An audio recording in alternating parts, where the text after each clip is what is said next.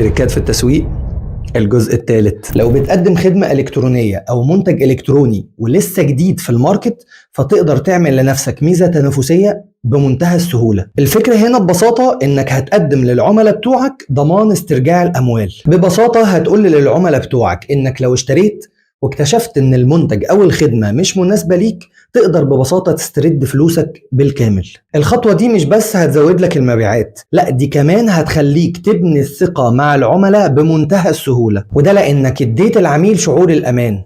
فده اللي هيخليه يقول نجرب ليه لا. وما تقلقش، لأن الإحصائيات بتقول إن نسبة قليلة جدا من الناس هم اللي بيبقوا عايزين يستردوا فلوسهم لو الخدمة أو المنتج ما كانوش مناسبين ليهم. فكر كده مع نفسك، شوف انت اشتريت كام حاجة انت ما كنتش محتاجها قوي ومركونة عندك في البيت ما بتعملش بيها حاجة. بالمناسبة دي واحدة من الحركات اللي خلت شركة عملاقة زي أمازون تحقق الانتشار الكبير ده في الوقت القياسي ده. وكالعادة، عايز تبقى في السليم؟